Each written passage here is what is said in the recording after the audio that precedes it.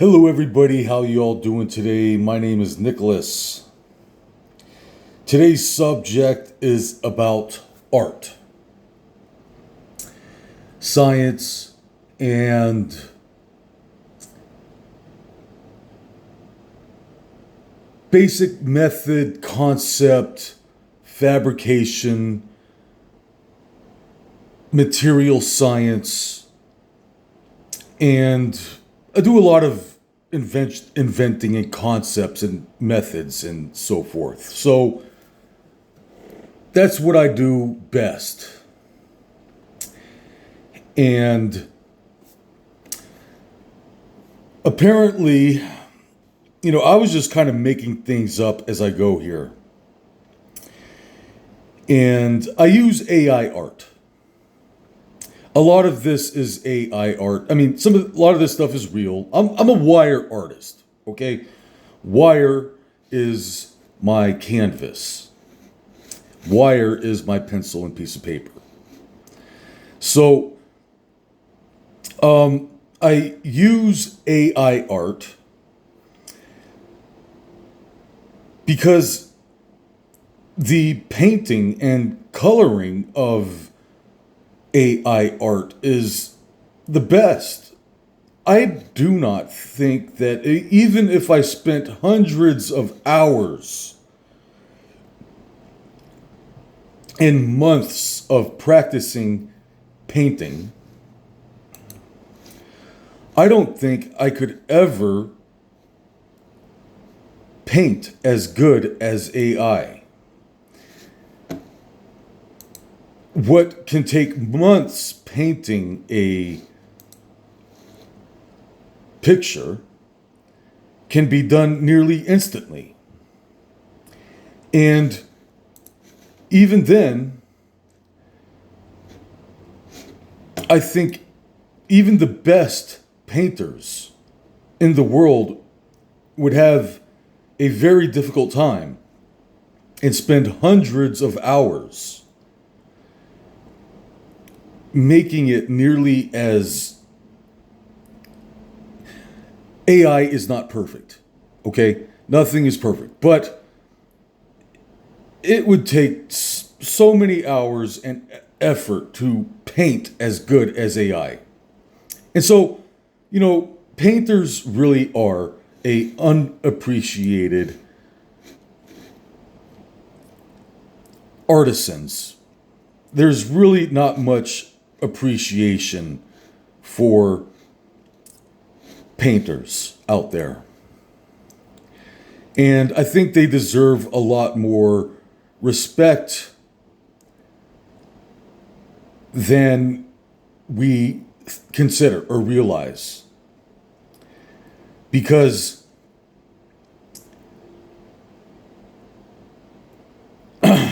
if you could paint as good as this, you really have a special talent. And I could draw. I'm pretty good at drawing three-dimensional stuff. But to spend a month or so trying to get that kind of detail and making it as crisp and colorful and realistic as a lot of this type of art, you really are a special person. And so, there are a lot of AI art critics that I see online. And,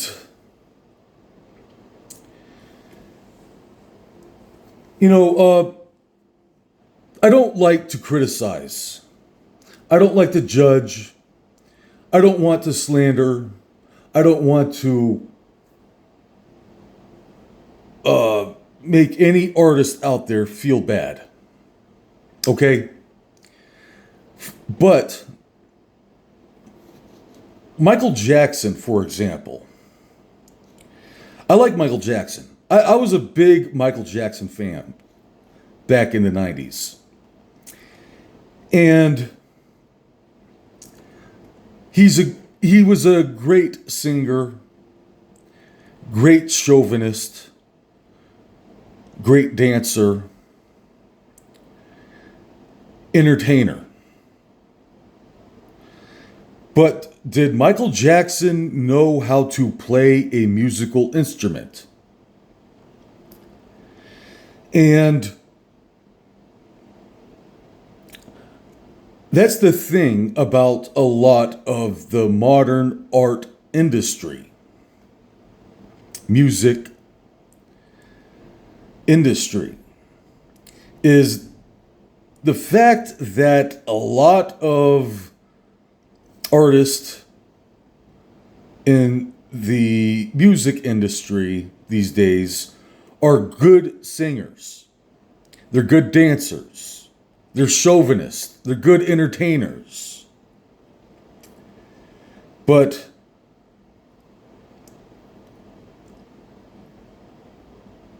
do they know how to play a musical instrument?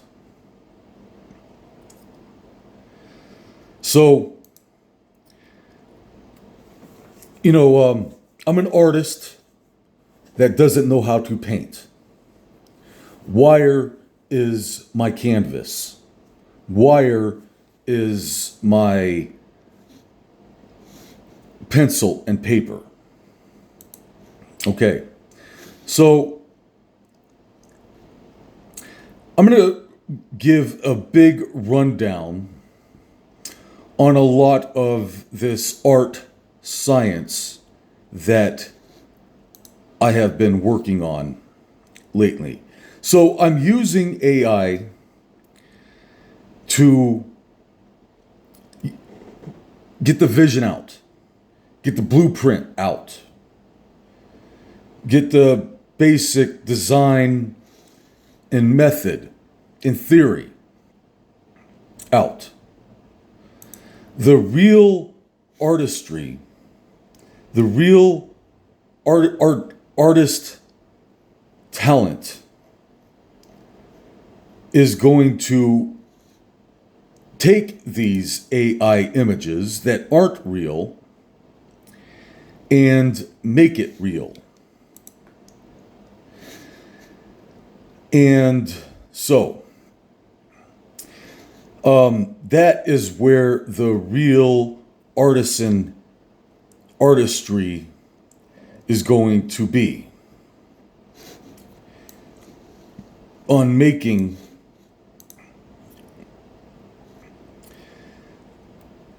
bringing this out of artificial intelligence and making it real. So another thing I'm going to try to do here with this video is to try to describe what it is I am trying to do here. So, something like this, for example. This is I call it the hydroponic vertical garden power plant. Hydroponic power plant. So, one of the first things you learn in science class is a little experiment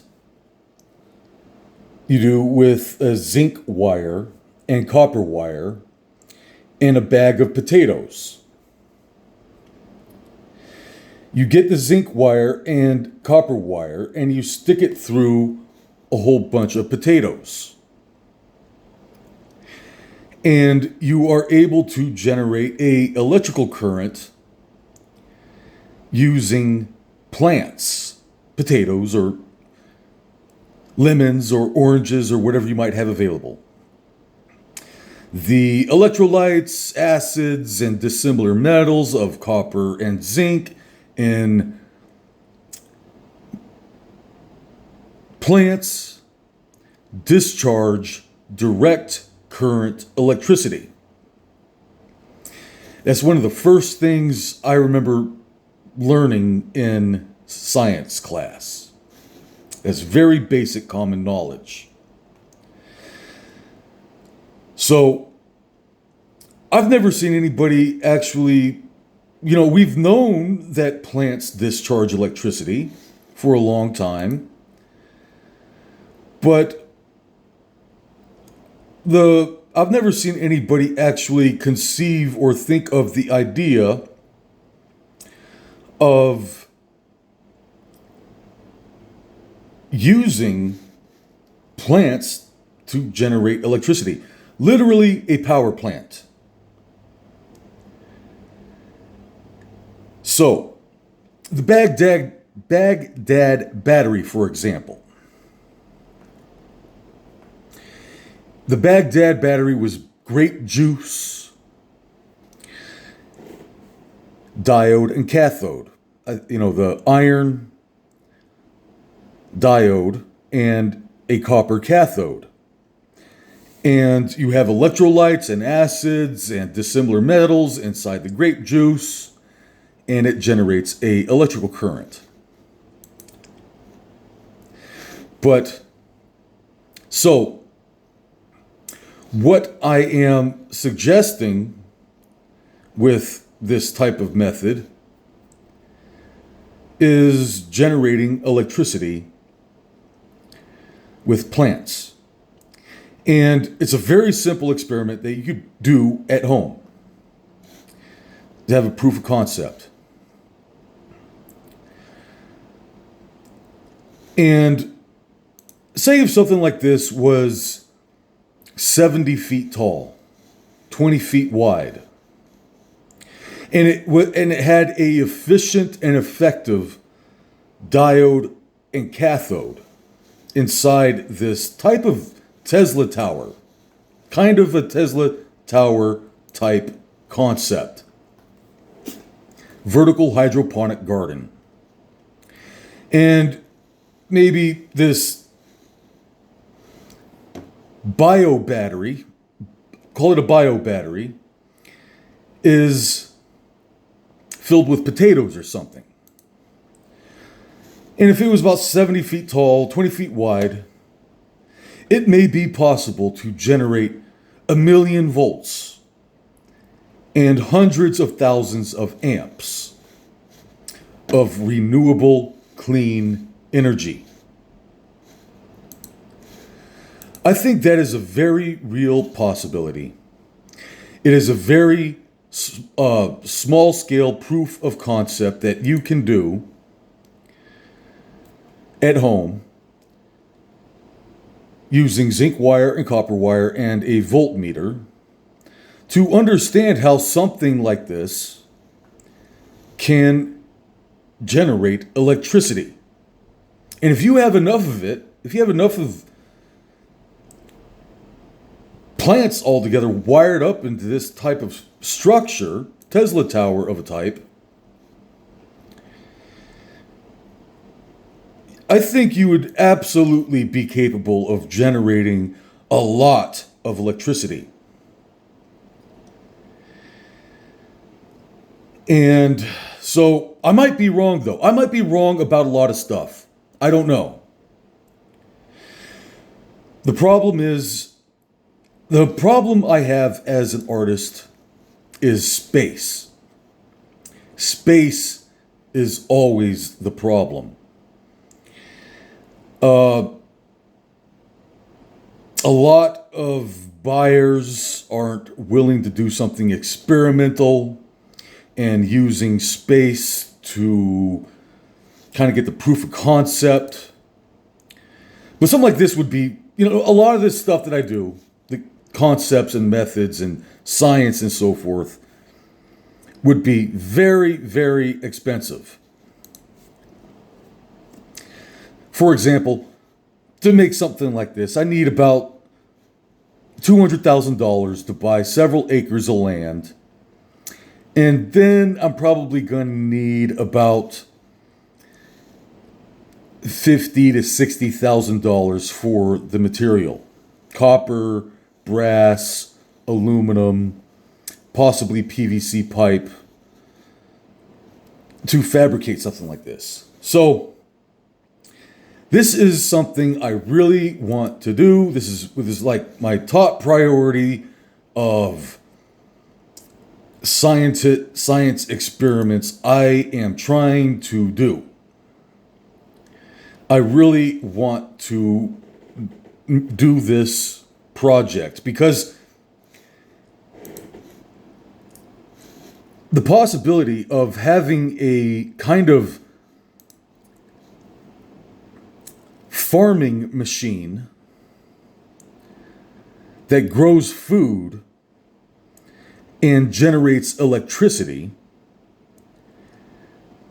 I think is a great idea. That is the holy grail of technology. It fixes a lot of problems. If you are able to grow food efficiently and effectively on a vertical hanging garden that generates electricity, possibly a lot of electricity,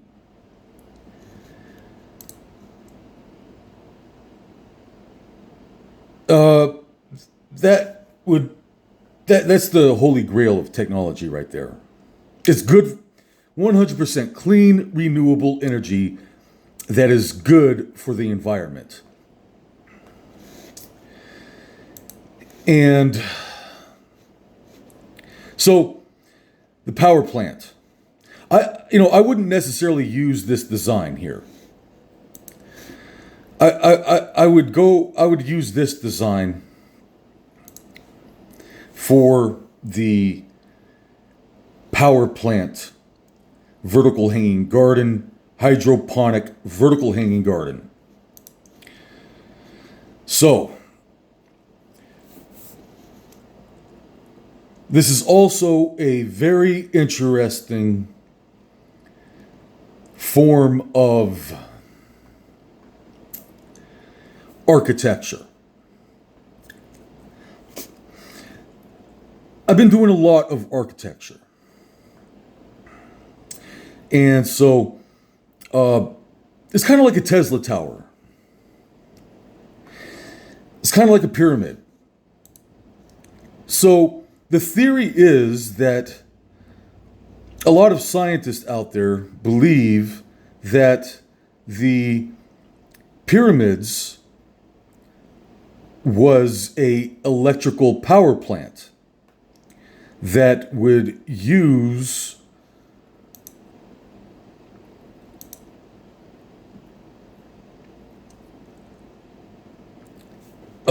stone.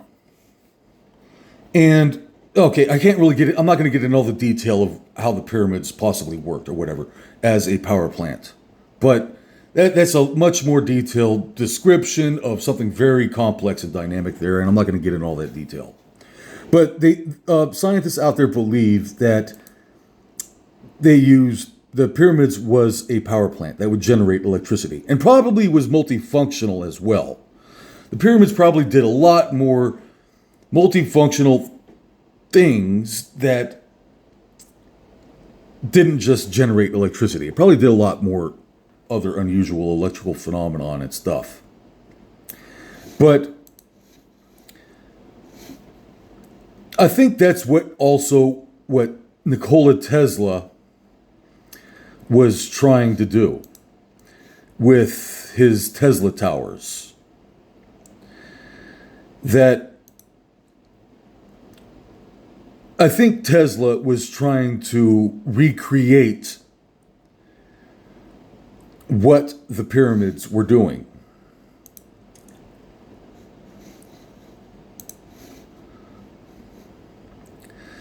So this is a Tesla tower concept architecture. And it's similar to 3D printing. And pretty much a gigantic spring. And I think it is pretty easy to understand how a gigantic spring is fabricated. It's a kind of 3D printing method concept.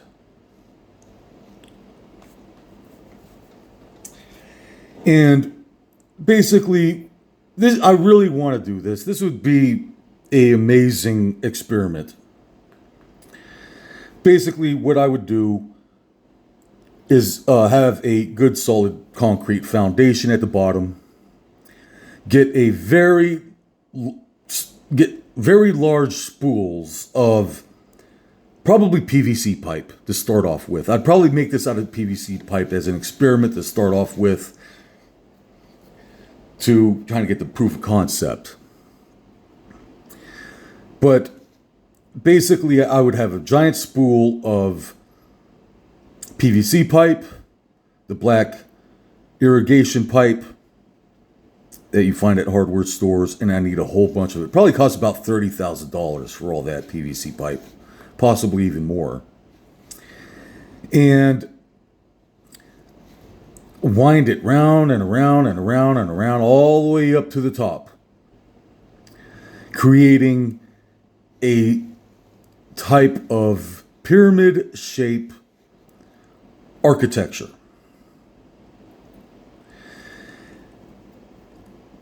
And if it was possible, what I would do after that is use this type of method for a vertical hanging garden concept. So it's like a hydroponic vertical hanging garden. And so, water is pumped up to the top. It flows around and around and around all the way down through these PVC pipes, creating a hydroponic vertical hanging garden. And inside the pipe, I would have a diode and cathode, zinc and copper, diode and cathode inside the pipes that would extract energy, electricity, from plants, the electrolytes and acids and the similar metals and stuff would create a electrical current. So this type of structure is, I know that's kind of crazy to try to recreate what the pyramids were doing. But the possibility of making gigantic architecture like this very fast, using a type of 3D printing coil winding method, using very basic material, making a strong structure that would last forever, depending on what type of material you use. I would use PVC pipe because it's electrically insulated. And so to make if I wanted to make this a power plant, vertical hanging garden, it would need to be electrically insulated using PVC pipe with a bunch of plants growing out of it hydroponically. And the possibility of being able to fabricate very large architecture very fast, that you would be able to live out of something like that. And you would be able to grow food out of something like that. Like if all these tubes were filled with potatoes or something, probably a variety of different other plants and stuff. Like a whole vertical hanging garden of a whole different types of plants and stuff. You would be able to generate a significant amount of electrical power You would have shelter, housing, food, electricity.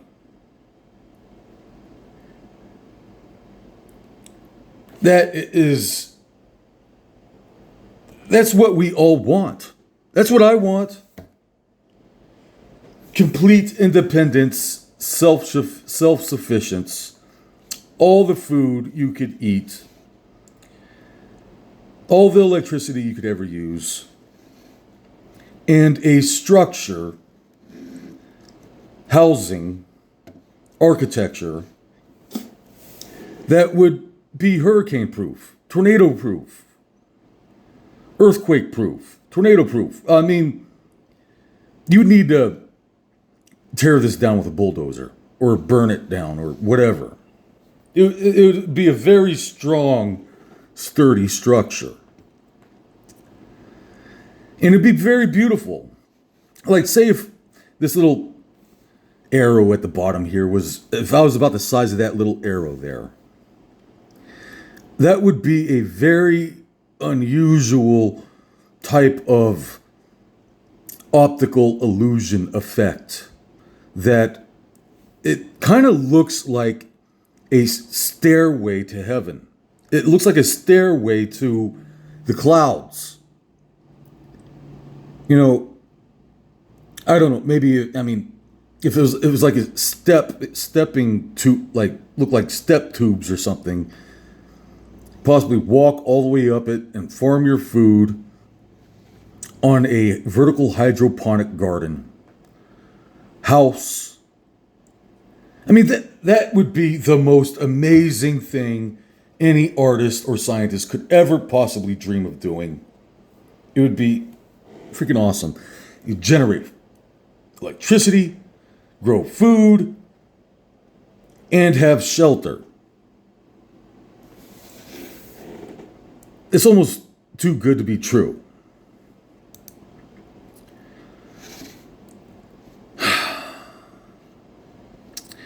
So, okay,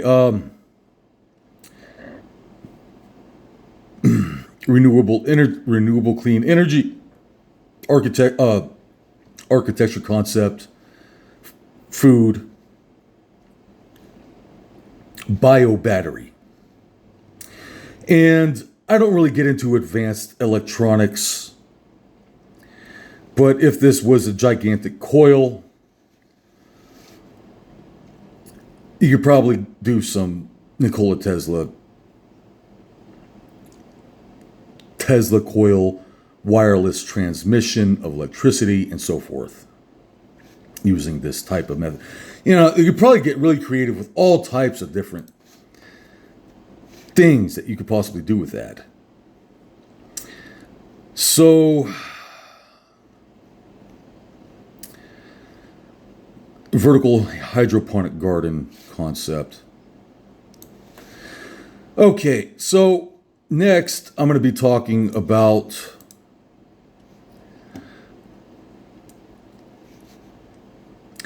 hot air balloon rocket. And so, there are fabrics that are bulletproof. Kevlar, for example. Kevlar fabric is a very tough material. And very strong, very durable, corrosion resistant material. And probably use paint and stuff or plastic coatings on it to improve the corrosion resistance. But so the concept is very, very simple. Similar to how they make high pressure air tanks, scuba tanks out of fiberglass. You would be able to hold a tremendous amount of pressure in something like this. Kind of like a fiberglass scuba tank. It's hard to say how much pressure you would be able to hold in a type of fabric, Kevlar, hot air balloon, blimp, kind of like a vertical blimp. It's a vertical blimp, but instead of going left and right or up and down, something like that would be designed to go straight up, like in a bubble. And so, say if Elon Musk wanted to put his rocket inside this vertical blimp. Say if Elon Musk's rocket was inside of this giant vertical blimp-shaped rocket. And this vertical blimp rocket was filled with hydrogen, possibly helium, and hot air.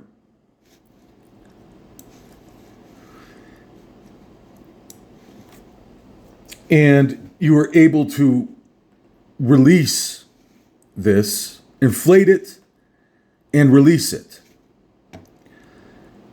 I can't imagine why that wouldn't work. Something like, if you were to have something that big, just a gigantic vertical blimp-shaped rocket, I cannot imagine why something like this wouldn't go straight up into orbit.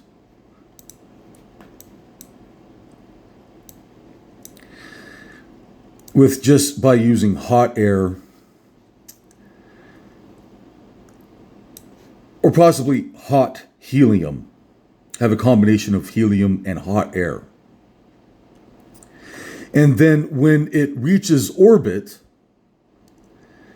Elon Musk's rocket engines kick in and would be able to accelerate the hot air balloon blimp rocket into orbit. So I think that I can't imagine why something like that would not work. So you'd use the hot air balloon blimp. Something like this, if this is full of helium and hot air, and if it was big enough, you would be able to lift hundreds of tons of rocket fuel, space station, or whatever you want, into orbit. This would be a great backyard experiment I would like to work on here in the future. Maybe do some small scale experiments. And it's probably going to get really technical with trying to prove that I could launch a rocket into orbit. So basically, I would get a very large fabric airtight tube in the shape of a rocket that would launch it straight up into the air. And then once it reaches a certain altitude, or once it starts slowing down or something, the rocket engines kick in and continue to accelerate the vertical blimp hot air balloon rocket into orbit. So I think that would be really cool. It's a type of flying architecture.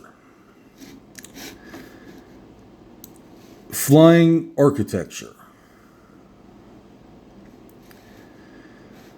Possibly even have a house in something like that. And all you need to do, you want to fly somewhere, for vacation or something, take your house with you. I don't know. Okay, that's really crazy. But I can't imagine why that wouldn't work. So, the hot air balloon vertical blimp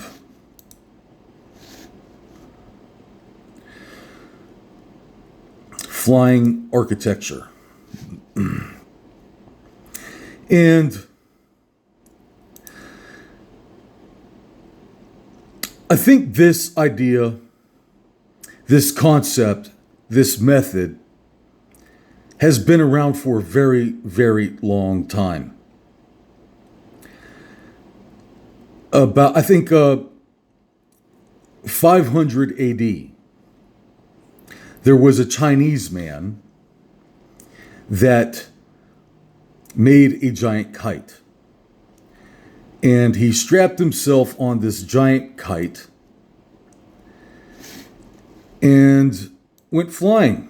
He literally took off and started flying.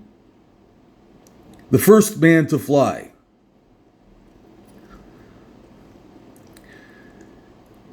On a kite. 500 AD.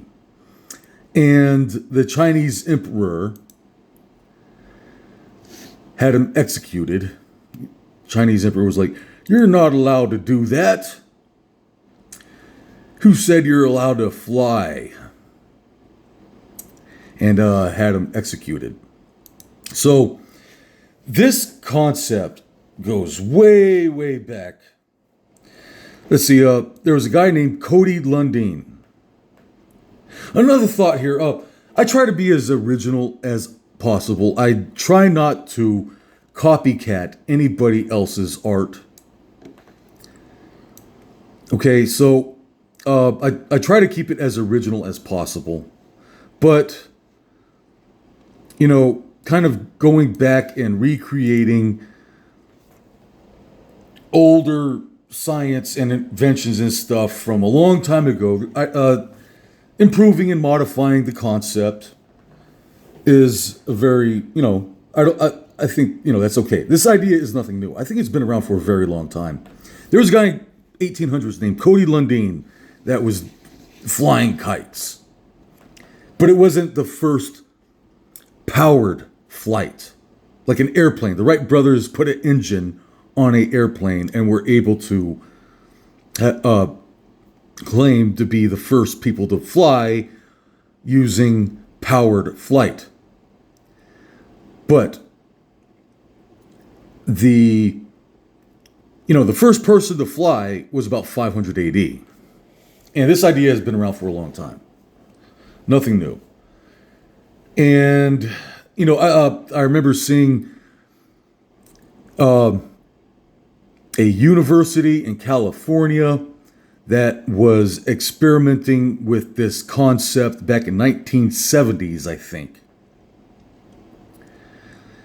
And the theory of the pyramids being built with giant kites has been around for probably a long time. And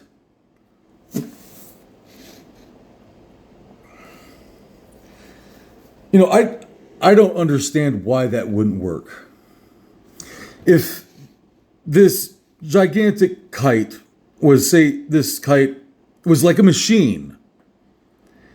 It's like an airplane, but it doesn't move. it makes the atmosphere of the earth move around it. Don't move, just make the world move around you. But if this was a controllable machine, like a paraglider or an airplane or something, I don't see why you wouldn't be able to lift, transport, and place gigantic stones. I don't see why that would not work. If these wings right here was about 1,000 feet wide, or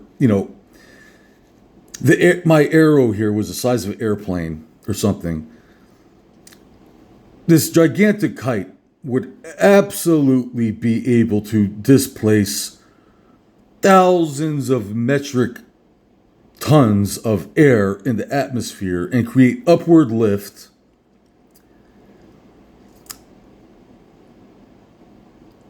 and you would be able to lift, transport, and place stones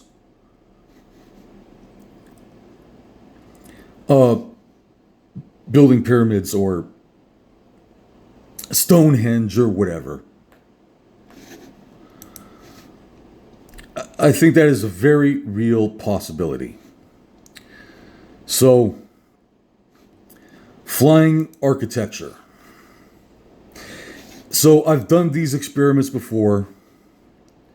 Let's see. So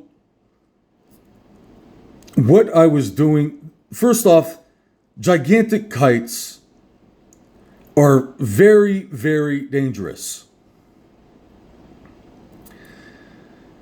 There have been scientists and people in aviation that have experimented with gigantic kites like this before.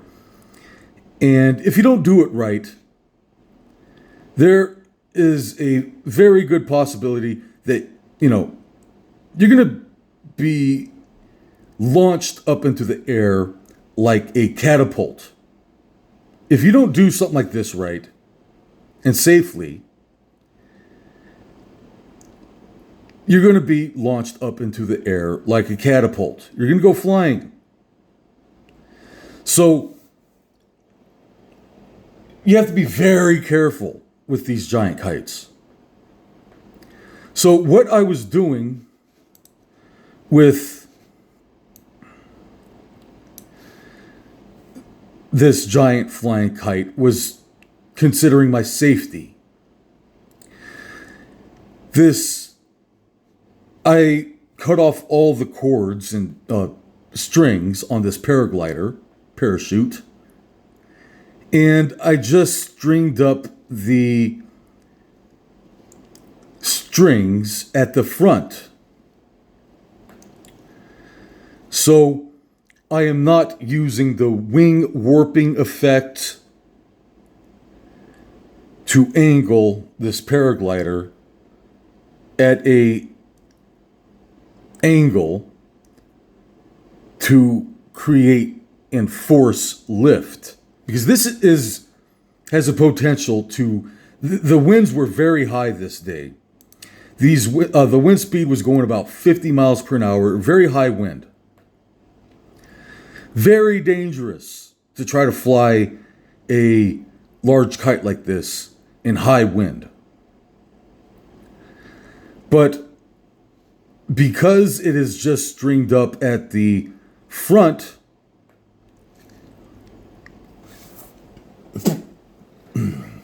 excuse me. I need to.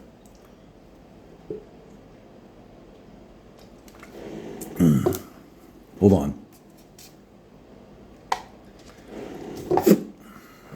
So,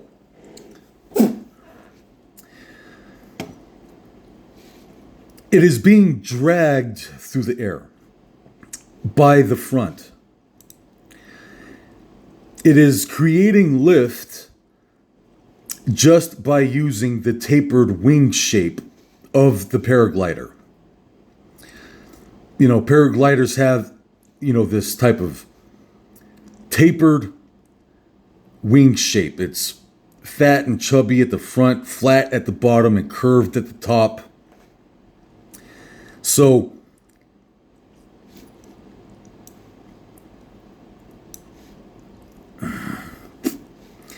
this type of method of flying giant kites is safe. It's a lot safer. It's still dangerous. The wind, especially in very high wind speed like it was that day. But so flying architecture, being able to safely control and launch and lift and a gigantic kite safety is top priority. Okay, all science is very, very dangerous. If you think about doing anything that I have been experimenting with, you need to think about your safety first. Safety is always your top priority with doing any kind of experiment like that. I mean, something like that could be potentially very dangerous if you're not careful. Okay? And that's the thing about inventors. A lot of inventors are killed by their invention.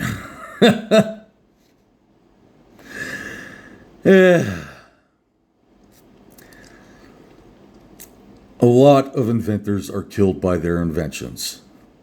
Nikola Tesla was nearly killed by his Tesla coils. So, yeah, if this thing was to discharge electricity, a lot of electricity, you need to be very careful. You need training, you need electrical training on how to safely handle high voltage and high amps.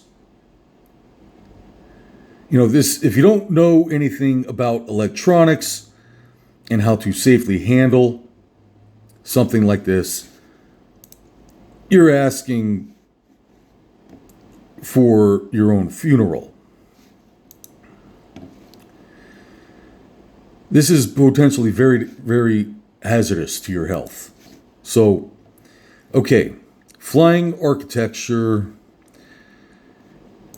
I don't know if I'm going to talk about this. This is a nail gun, and it is a very effective tool. I hope you all use it for a tool. This is a nail gun. Okay? Using an Archimedes brake valve. I'm not going to get into that right now, though.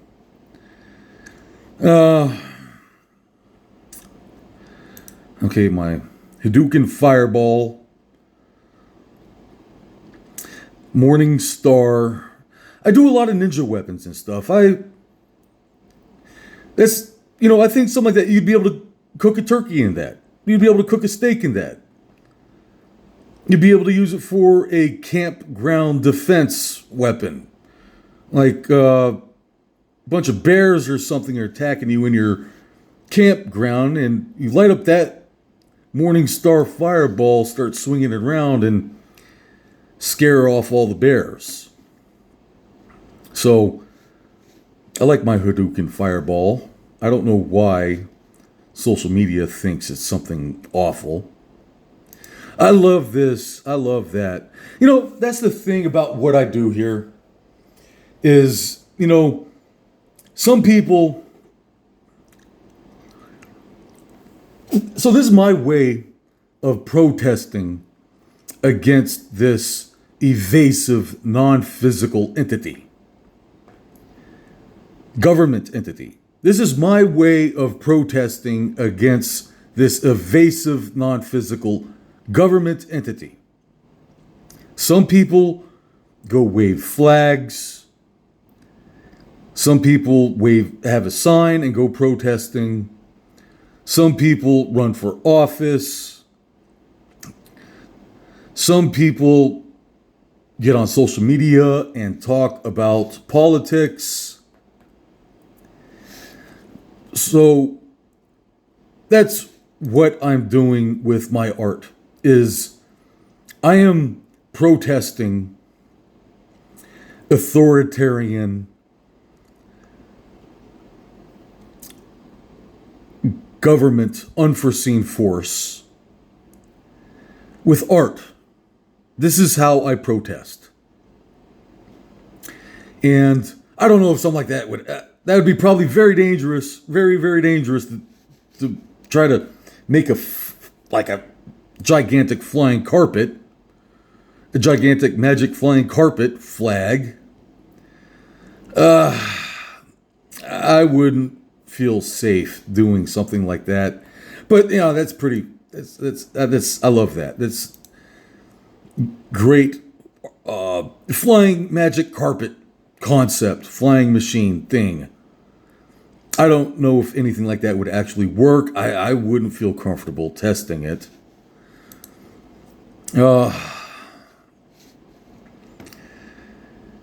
Testing your own experimental flying machine is very dangerous, very dangerous. But gigantic kite theory, something like that,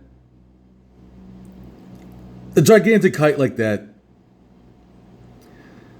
I think you absolutely would be able to lift, transport, and place gigantic, very large stones, Stonehenge or whatever. I don't know. You want to call me crazy or whatever. I don't care. I think this is how Stonehenge was built. This is how I think the pyramids was built. Using gigantic kites. And just some more gigantic kites. The cloud eater, like a giant ghost. Giant ghost. Cloud eater. And I know that's a crazy thing about my art is I think like a giant. That is my method here. I have, I don't know if I'll ever get credit for anything I do because I'm not a part of the club. I am going against the grain. I'm outside of the box. I don't fit inside the box. And my art is very controversial. And a lot of people don't like it because that's the thing about art is it has potential to be very powerful, very meaningful, very valuable. It has significance. It has value, meaning, reason, purpose. It enhances, enlightens our life and makes everything so much more colorful, fun, exciting. And if you give common folk a pencil and piece of paper and say, draw something I never seen before, draw something original, draw something unique, do something I've never seen before. A lot of people can't do that. A lot of people don't do that. And most likely, a lot of people are offended by free thought. I mean, to me, that is just ridiculous if you're just offended by free thought. That's another thing. I've been shadow banned on the internet for a long time for speaking out against COVID. There was something really funky going on with that COVID thing, and I was like, I'm not having nothing to do with this crap. And I got shadow banned for it. Oh well. And so, anyways, Okay, so flying architecture, some aviation, giant kite, vertical space elevator. Okay, Hadouken fireball, architecture concepts.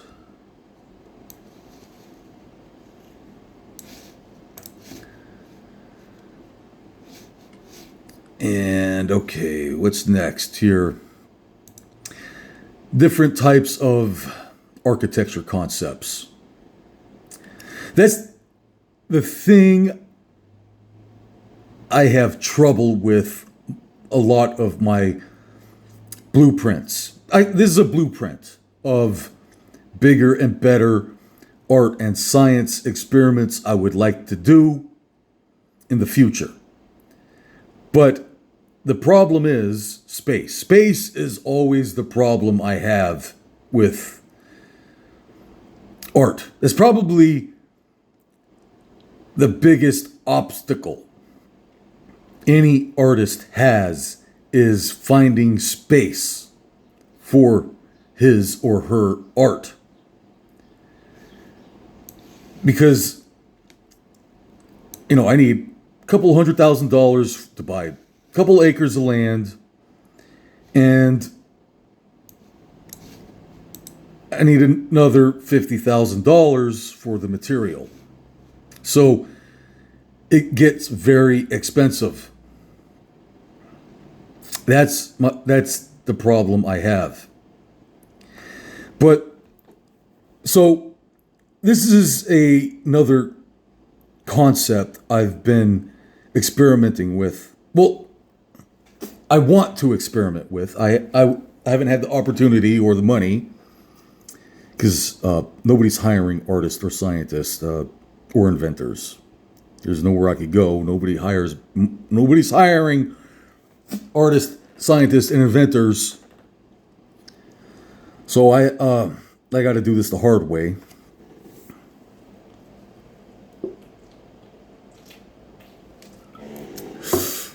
So,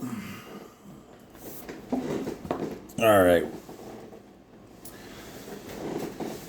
Hold on a minute.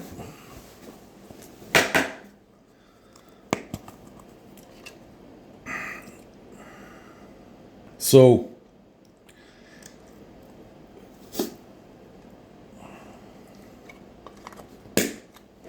different types of architecture concepts. This is foam architecture. Polyurethane foam, marine foam. Marine foam. And marine foam is a binary plastic liquid that you mix together. The chemical reaction foams up into giant blobs of foam. And marine foam is as tough and strong as concrete. Marine foam is very, very non-corrosive material. They use it for the ocean. The ocean is very corrosive. Ocean water is very corrosive. And marine foam would make very good architecture concept.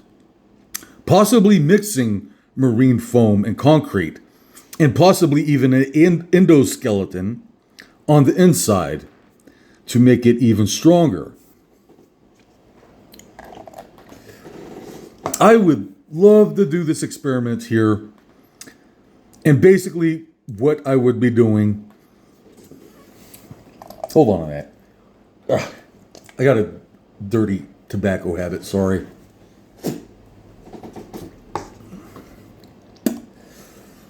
Ugh.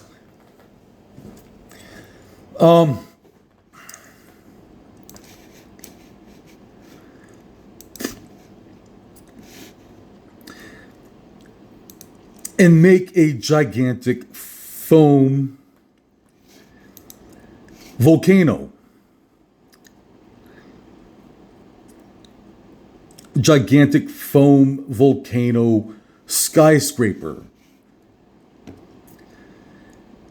And it's organic, it's looked natural, it blends in with the surroundings.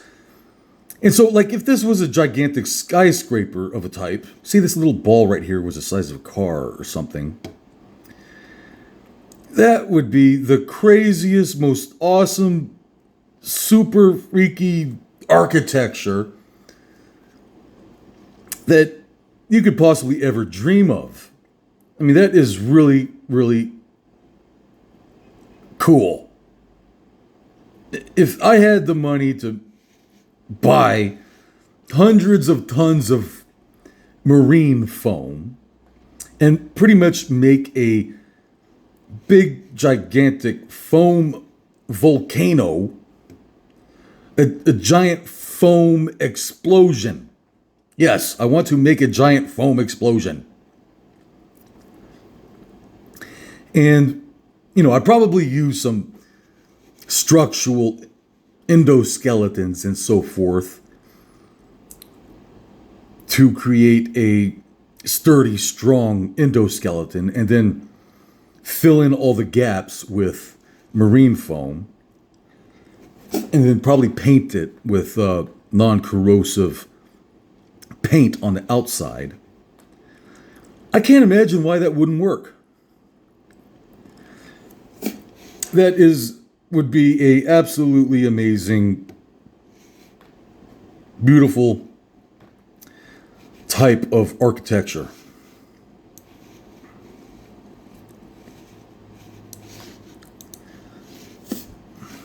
Okay.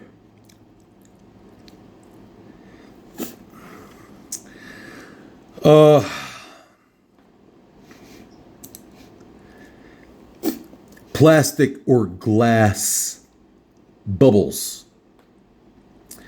So, glass artist. Basically, what you do is you have these glass artists, they get a tube, metal tube, with a glass blob at the end of it, put it in a furnace, melt it, and then blow air into the glass to inflate it. Inflatable glass. I don't see why that wouldn't work on large scale. The problem is you would need a lot of heat to melt a lot of glass like that, and then a lot of air pressure to inflate it. But I think that would be a very, very interesting type of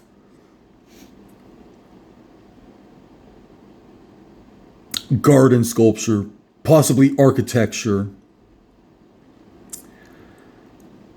kind of concept to make inflatable glass architecture or garden sculptures. That'd be really cool. Maybe put some lights in it, make it glow. That's another thing. I do not understand how it would be possible to paint. If I was a painter, how would it be possible to make this image glow like it does? AI art is just so fruity and colorful and crisp and just like tasting a rainbow. I don't know if I mentioned that, but I like that. I don't know if something like that would actually work. I'll get around to that next, but all right, flying architecture. Another thing is plastic. It's something like this. So plastic has a much lower melting temperature. So plastic is a much more easy material to fabricate and sculpt than glass. And so, what if you could melt a big blob of plastic and then inflate it like a balloon? What if? So, yeah, this is basically how I kind of imagine how something like this could be made by heating up a big blob of glass or heating up a big blob of plastic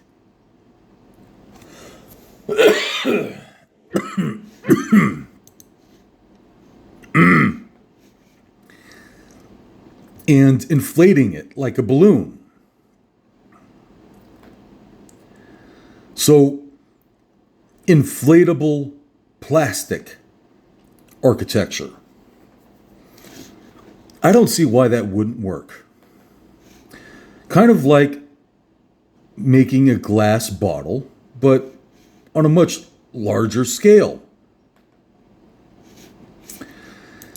Chocolate volcano. I think that's cool. Growing architecture is what I'm thinking. Growing architecture. So, I wouldn't use chocolate to make architecture. This, something like that would be like probably concrete or plastic, possibly. Concrete or plastic.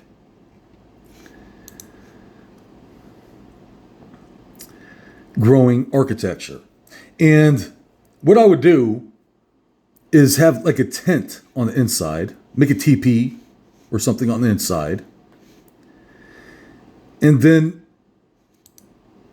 go back, and then just squirt out a bunch of plastic or possibly molten glass volcano, or plastic, wax, kind of like like a giant candle wax kind of concept, but wax isn't very strong or durable, and you can pretty much break it apart with your hands. It's not good architecture material, but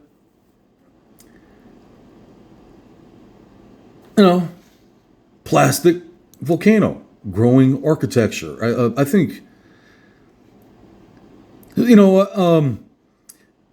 what I've been trying to do here with my dream is to escape the planet of the apes.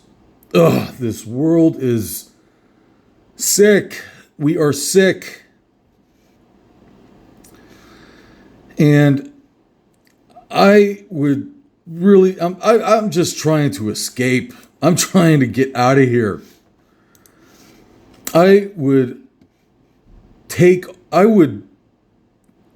So camouflaged architecture.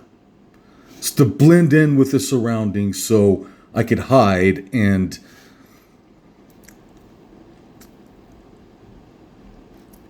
get away from it all. I'm a hermit. I know it's kind of weird. I'm a hermit. I'm a recluse. I mind my own business. I try not to get involved with any of this nonsense.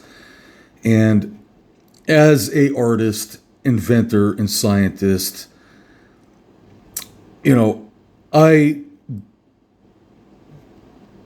know that most people out there hate me.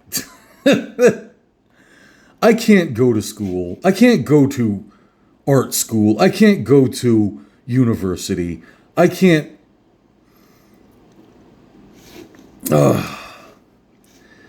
I don't want to get involved with this art industry. I don't want to go to P. Diddler parties. I don't want to have nothing to do with Hollywood. Ugh. If anything, I am trying to escape. So, okay, back on subject here. Inflatable plastic architecture.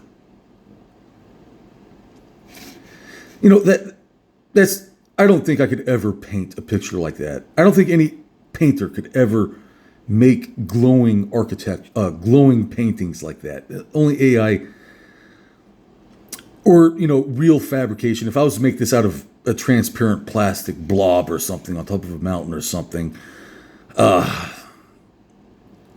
make it out of real material or AI, I don't think you'd possibly be able to paint something like that. It's not possible to make paint glow.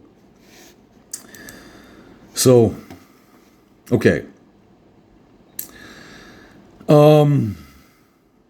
Growing architecture. Talked about this 3D printing architecture concept.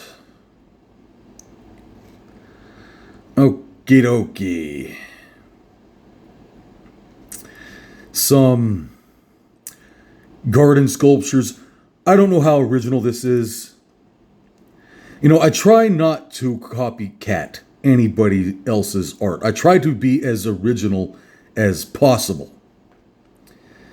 But, this is the type of bio-battery concept I was been talking about. And if this basket was made out of dissimilar metals, copper and zinc wire, endoskeleton, and have a bunch of vines growing all over it, grapevines or something, you would be able to generate an electrical current and make vine sculptures, vine garden architecture.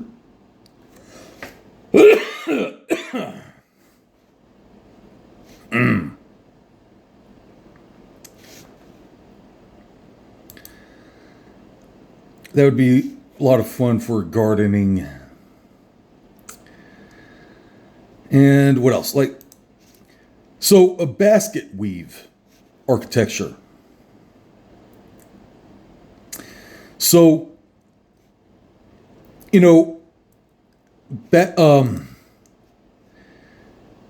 it's a pretty interesting architecture concept. I don't see why that wouldn't work. Basket weave a house. And possibly if the vines didn't die, if there's like a living structure with trees and plants growing out of it,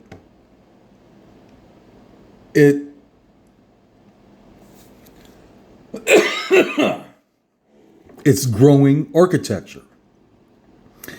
Possibly a combination of fabric and concrete to make it more corrosion resistant. If you mix fabric and concrete together, I forgot what the material is called, but it's very strong stuff.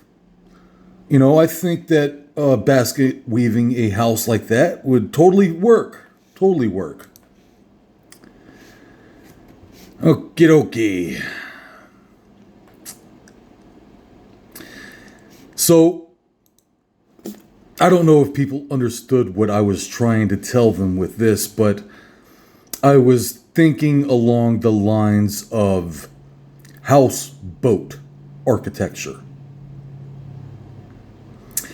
And if I had the money, this is probably one of the first things I would do to escape the planet of the apes. Pretty much make a gigantic foam blob that blends in with the background and the clouds and so forth. and hollow it out on the inside, make a house, make my shelter, put all the bells and whistles in there, and take off to the Bahamas and live the rest of my life in the Bahamas.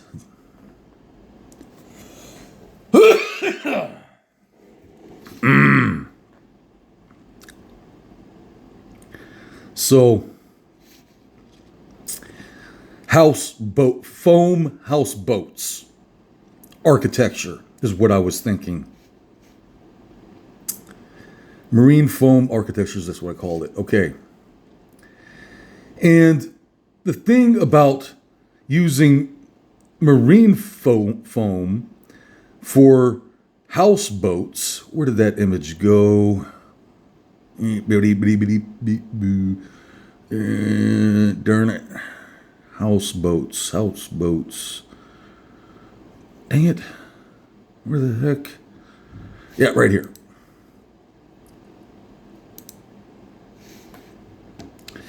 So, boat architecture, houseboat architecture. And, I just think it's funny that, we've been building boats for millions of years, and we have this new material called marine foam. It's been around for a while, that is unsinkable. Marine foam is strong as concrete. And to make a boat like this, I'd probably use like an endoskeleton, a wireframe metal endoskeleton, and then fill in all the gaps with marine foam, creating a very strong structure. And something like this would be unsinkable. You would not be, it would be very, very hard. You would need, it possibly is flammable. Something like this could catch on fire. I think that marine foam is pretty fire resistant stuff. Marine foam is pretty fire resistant. So,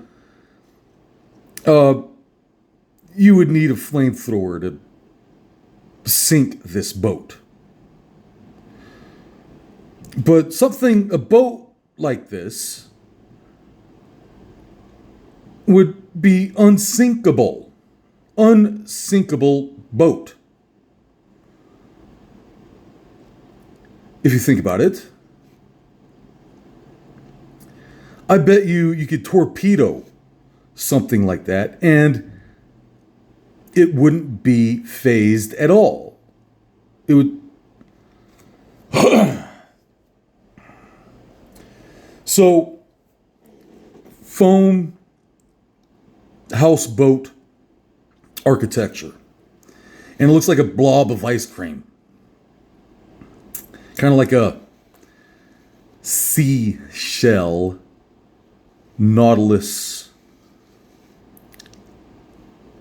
sea anomaly.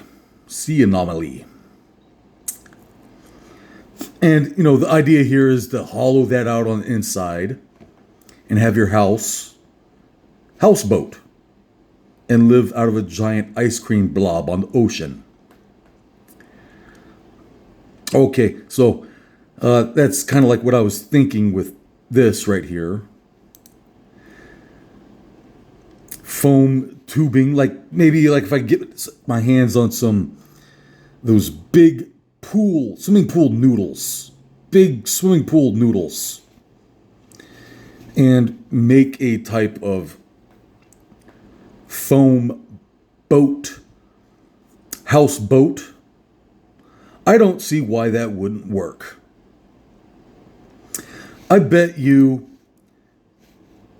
could float this thing into a hurricane and it would still float. It's earthquake proof, hurricane proof, tornado proof. I mean, you would need a blowtorch to melt that thing down. Okie dokie. So this is probably one of my favorites. Of all things, I would love to do this. I would love to do that. I love the ocean, and if I could live on a houseboat in Bermuda for the rest of my life. Oh, got some copycats there. Copycat in my foam. Lux Life. I know you like my houseboat, don't you? That's the thing about my being an artist. I've been shadow banned from the internet for a long time.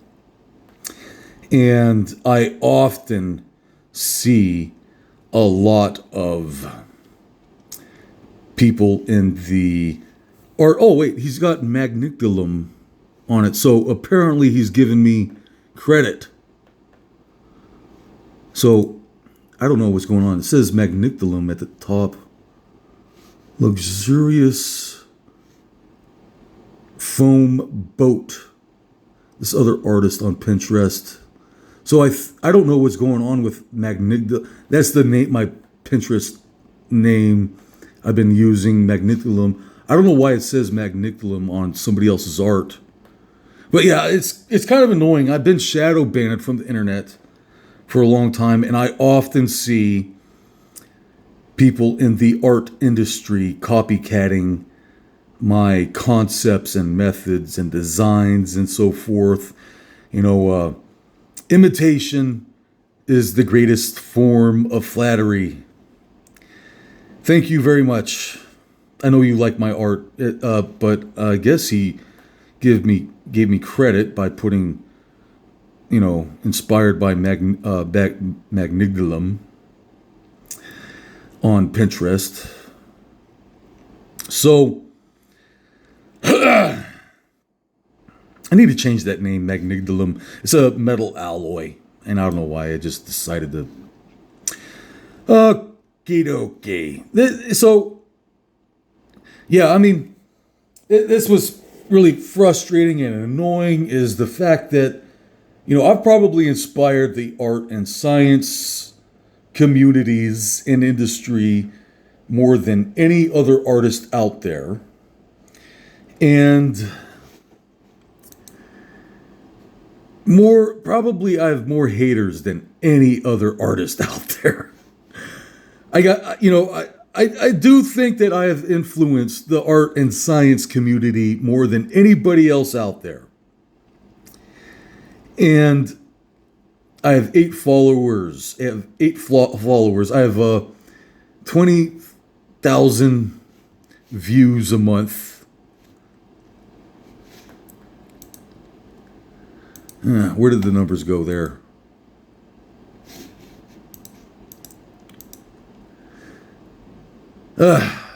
Anyways.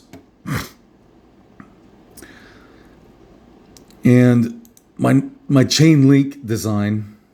This is another form of my art, wire art, that I've been tinkering with for a long time. And I've seen phonies copycatting and selling my toroid coil chain links on the internet for like $60,000.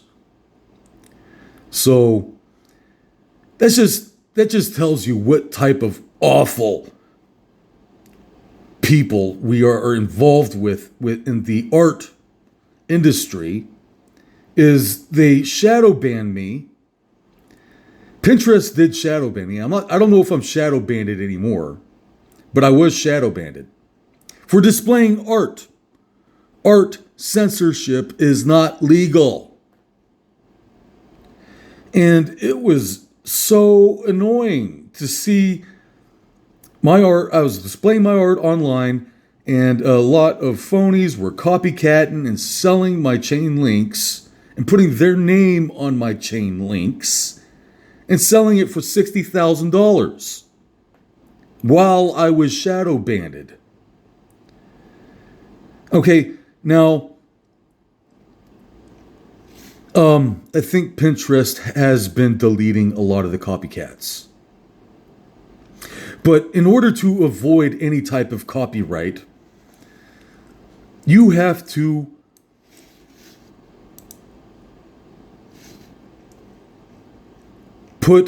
say something along the lines, inspired by Nicholas Talbot, designed, concept, method by Nicholas Talbot. You can't just take somebody else's art and put your name on it.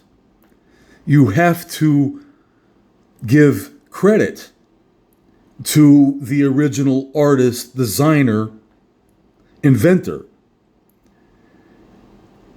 Don't put your name on other people's art and say, oh, this is my creation, this is my invention. That is very corny. That is really rude, and that is annoying. Now, I know this as an artist, and a lot of other people in the art industry know this. That is very disrespectful. That is to put your name on other people's art. Because I try to be as original as possible. I try my best not to copycat anybody else's art. And if I do anything similar to any other artist or inventor that I have seen before or known of before, I give props. I give recognition. I say, this concept was inspired by Nikola Tesla.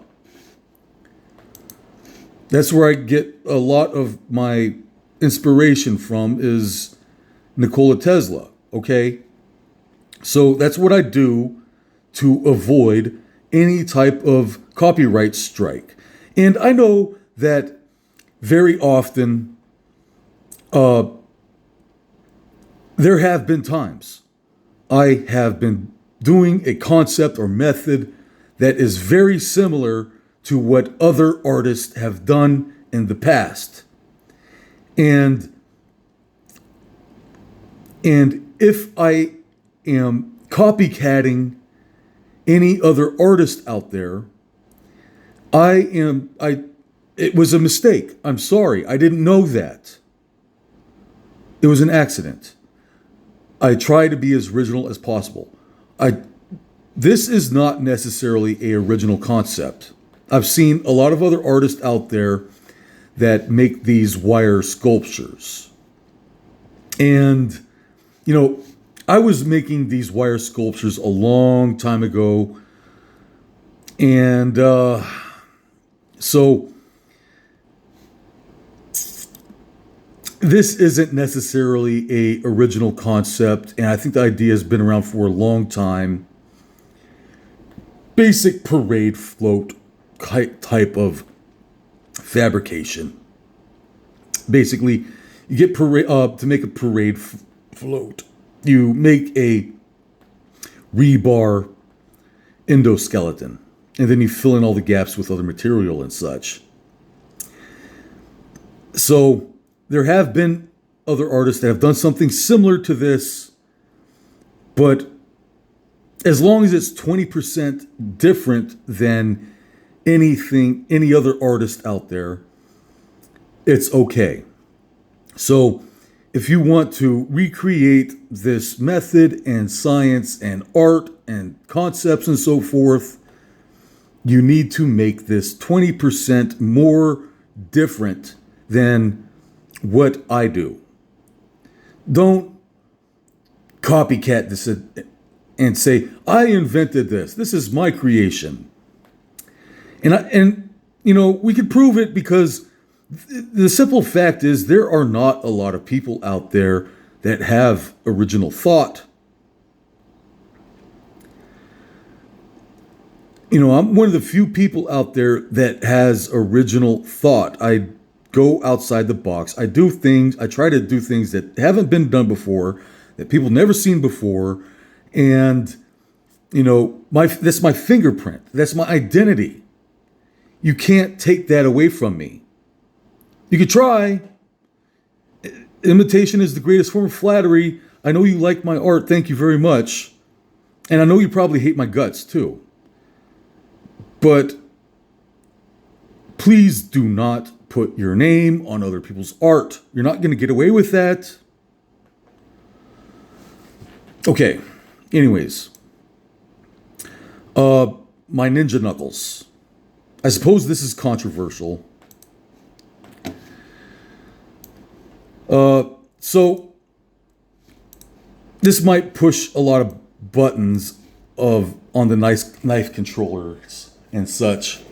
A lot of the knife control freaks really don't like this. And first off, this is a excellent, great farming tool, hunting, hiking, fishing tool.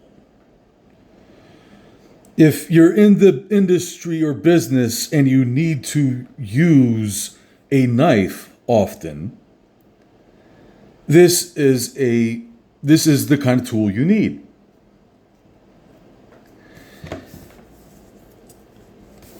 This is also a very effective lethal weapon. So you could probably put more knives on your wrist like this, and you add it all together.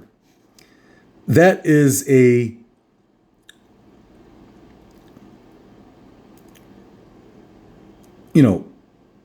16-inch blade. It's divided like shark teeth, but you have about 16 inches of blade there. And something like this will kill you. Okay? This is absolutely a lethal weapon right there. And so martial arts. I want to talk about martial arts here. My martial arts advice is to run away. I would not want to risk bodily injury to fight off one of these zombies or something out there to prove a point or anything. I got nothing to prove. I'm not trying to look for a fight. I am not, and I recommend nobody does. Don't go around looking for a fight. And the first thing I would do is run away.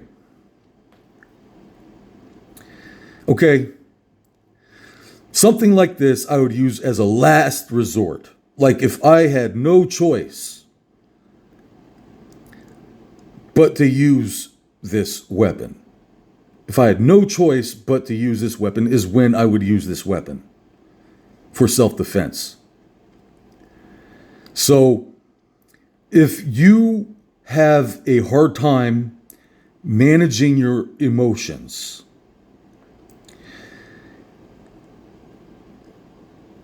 if you are controversial, if you tend to have violent tendencies, if you're pissed off and angry or something, please take this off of your wrist and put it in your pocket.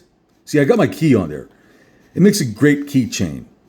Take it off and use it for a keychain. If you're having a bad day, if you're angry or something, probably a good idea to take this off. I don't think there's any way to control or regulate this because it's pocket knives. I don't think there's anything you could do about regulating knives. Like, heard England wants to take away pocket knives. I think they're retarded because, okay,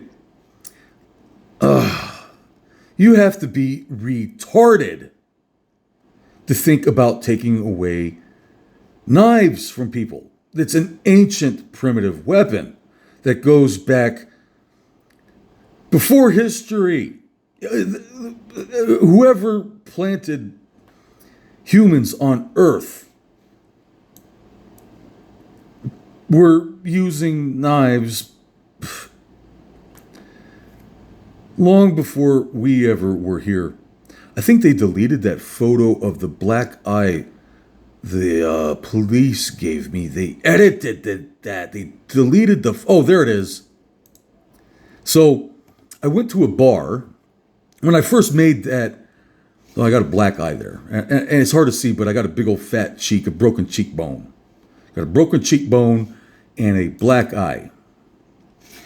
And when I first made my pocket knife bracelet,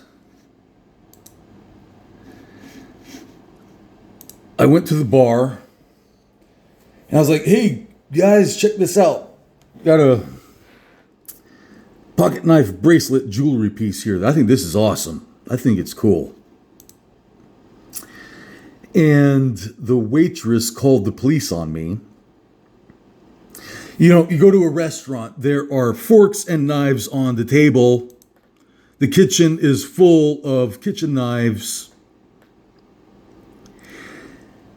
There's a fork and knife on the table at a restaurant. And the waitress called the police on me because I had a pocket knife bracelet. And the police show up, shoot me with a taser, break my cheekbone on the concrete floor, and stole my jewelry.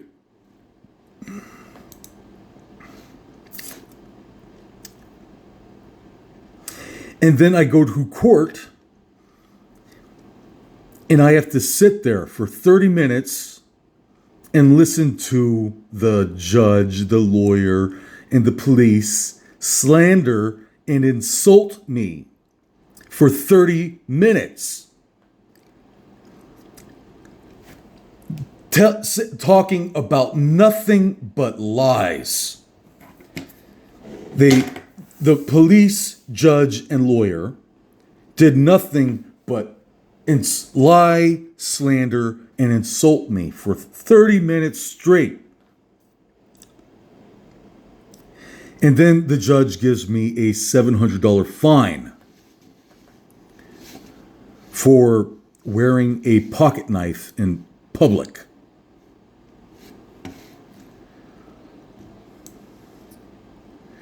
It makes me so angry to think that I despise these authoritarian police, judges, and lawyers. They are the fact that there are 500,000 missing kids in America. There are 50,000 missing kids in America. And the police are harassing people at restaurants because they have a pocket knife.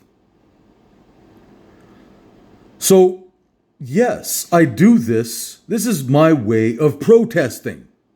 Because police pointing tasers at you, telling you you're not allowed to have a pocket knife, is crazy. Okay,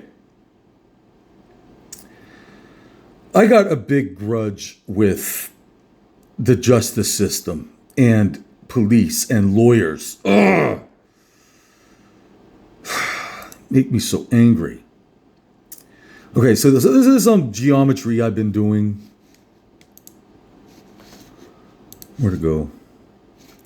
The metal ball. I gotta scroll down every time I click and go back. That sucks. Okay, where to go? This is the video. Right there. Is that working? Hello? Why isn't this working? The video isn't working. Shucks. So I'm unable to show my metamorphic metal ball. So I think this would be a really cool wire sculpture. I could definitely make something like that. And flaming skulls. Who doesn't like flaming skulls? I could make that. Whether or not I want to devote my time, money, and effort into fabricating something like this when I have a hard time selling. Oh, shoot. Now this is frozen up here. It's not working. Ah, shoot. What? Go back.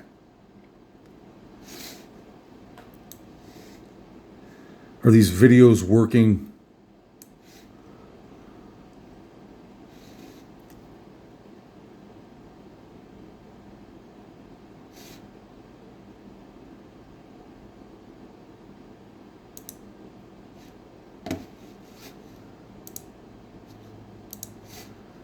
This doesn't want to play. Shucks.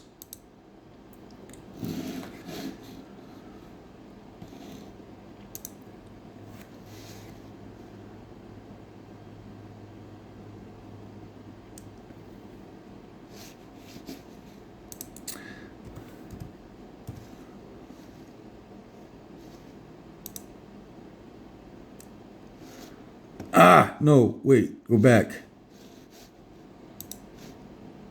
Okay, let's see if these videos on my YouTube channel works. And where to go?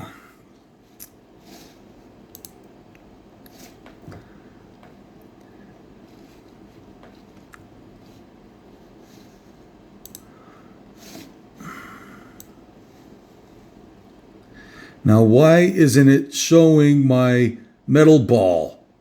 Dang it.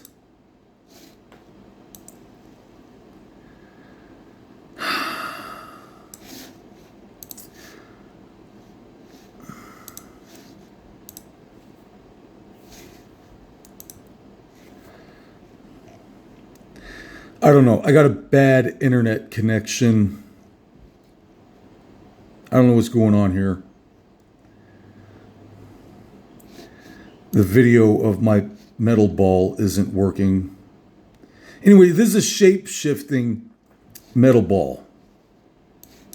And it's not playing the video. Damn it.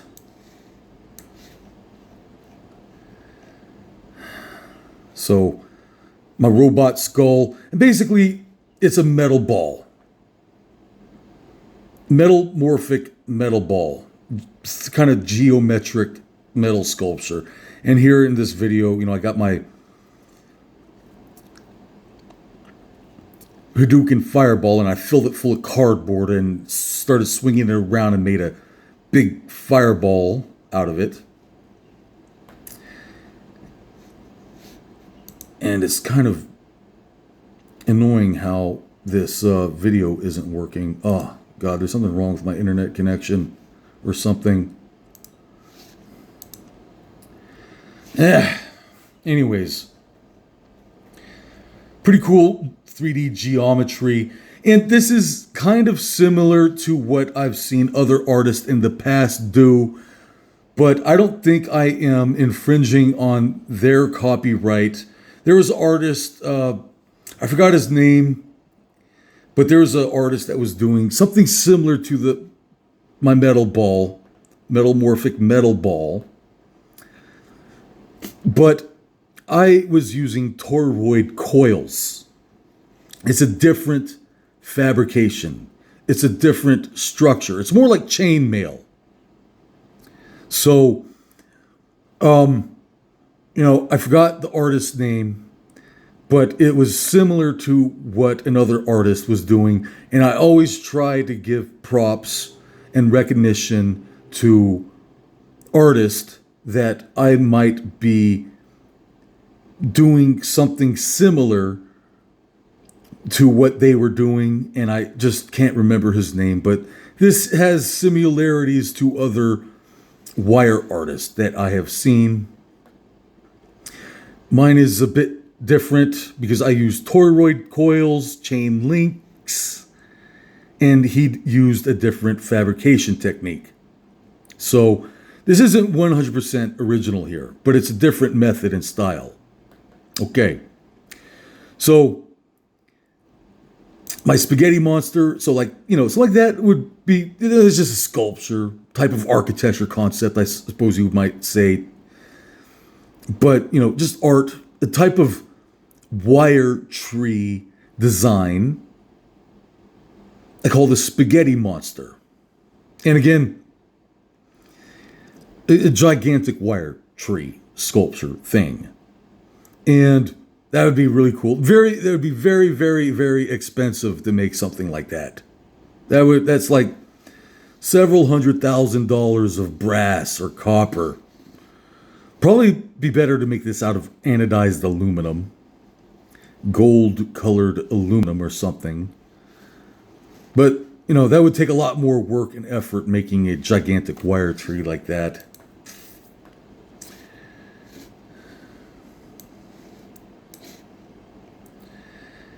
And okay, yeah, wire volcanoes, wire sculptures.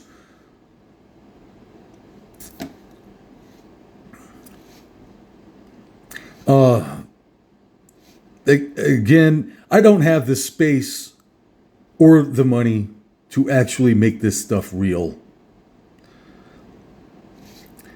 I think the art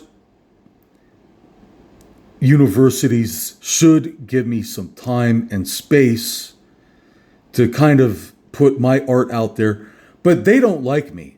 I know that these corny crackers in the art science museums do not like me. They would never. So, using my metal ball drone, a drone in a gimbal. Now, this would be a lot more technical than I have skill to deal with, because I need to get into the computerized gyroscopic drone stability gizmo to make something like this work. So the basic idea here is to have a drone inside of a gimbal that could possibly drive around like a RC monowheel, remote control monowheel drone inside of a gimbal that would be able to drive around like a RC car, take off and fly. And you have this protective metal cage around it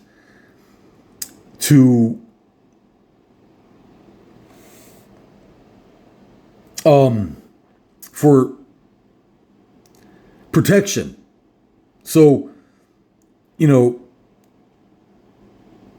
it's a crash-proof drone. You'd be able to bounce this off of walls, bounce it off the ground. Something like that would take a lot more punishment. It's drone protection. So, metal ball drone. And it would get a lot. I have to do a whole bunch of research in electronics to get involved with the gyroscopic stability computer to make this work and function properly. But the basic idea to have an armored drone. And if you have a metal ball like that around a drone, you could possibly increase antenna reception. You'd be able to increase antenna reception, and you would have a structural protective shell around your drone to protect it against collisions and so forth. I think that's pretty cool. And I gotta scroll down all the way down every time I go back, and just wire sculptures, jewelry, art, more wire sculptures. Yeah, I reinvented jewelry fabrication.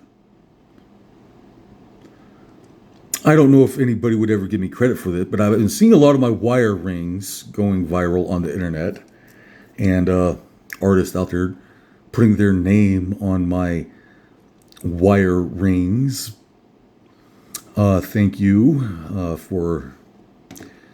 Be sure to put my name on my art. If you want to copycat my art, say, this design, this method, this art was inspired by Nicholas Talbot. Okay. So, wire sculptures. This, no, I didn't click on that. What's going on here? Go back. This isn't working too well. I probably should, something else I want to talk about here. On the subject of architecture. Where did it go?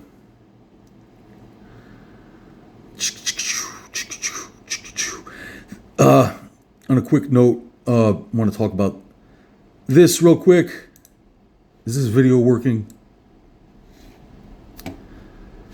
What is going on here? The video isn't working.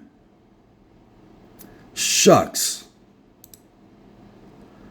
I'm gonna ruin. I spent 2 hours making this video here, and now my video isn't working on my online here. Shucks. I can't really. Anyways, this right here was a biomechanical slingshot, and kind of, I call it like feathered steel. Metamorphic, biomechanical, feathered steel. And this is high carbon steel wire in this type of biomechanical structure. And it bends and flexes like a biomechanical spring of a type. And so it has a kind of crossbow, compound bow type of flexing. This whole structure bends and flexes. And so, I need to get a chronograph to measure if this is actually increasing the velocity of projectiles. But the Slingshot channel said, did something similar with mousetraps. Slingshot channel made a mousetrap slingshot, and he chronographed it and did the math and stuff, and said that it increased the velocity of projectiles by 15 feet per second, which isn't much. It's really not much to brag about, but being able, it has a little extra kick to it. Being able to have a faster velocity, little bit of a faster velocity on a slingshot gives it a little extra edge.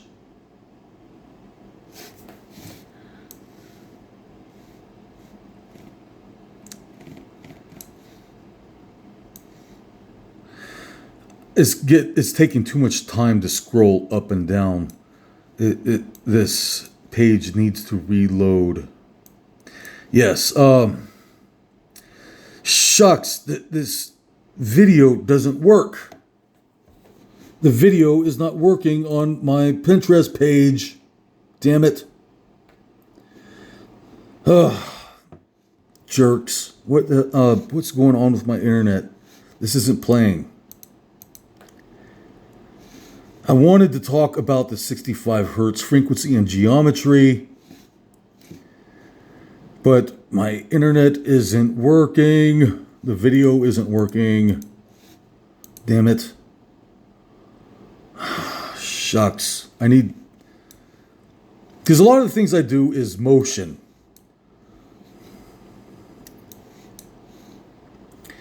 It moves. My God, this is taking forever to load. I got a lot on my Pinterest page here. This is already a 2-hour video. This is going to take forever to download. I don't know if I'm going to be able to finish this video in time. So basically a lot of jewelry designs. My steel chain whip here. It's taken forever to load, so I don't think I'm going to be able to click on and zoom in on the image to show and talk about what I'm doing here.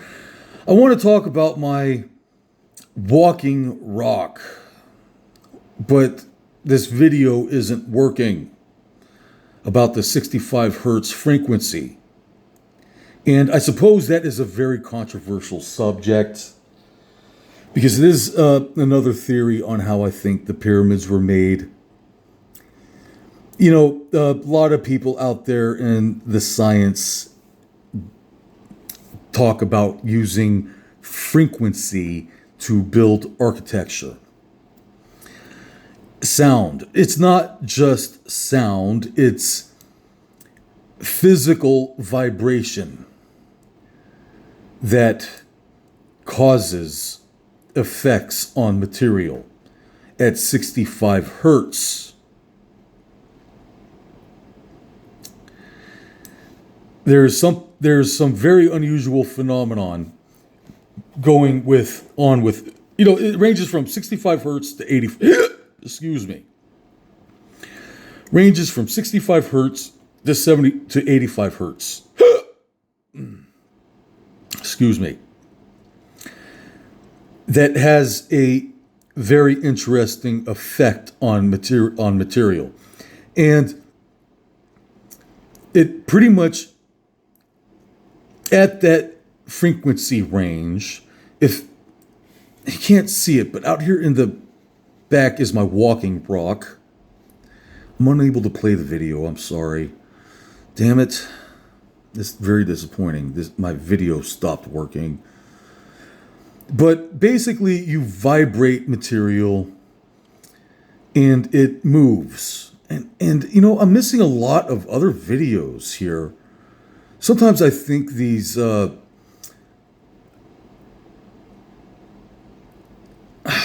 can't play this video. I wanted to show you that video. I can't play it because my video is not working. But basically, you just vibrate material at 65 to 85 hertz with a solenoid linear motor vibrator.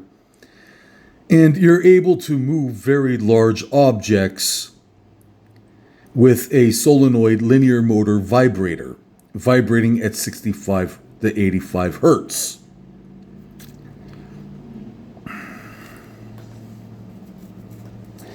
And it would be maybe one day I might do some large scale experiments. If I need to get a large solenoid linear motor and then adjust it to 65 to 85 hertz and attach it to large stones.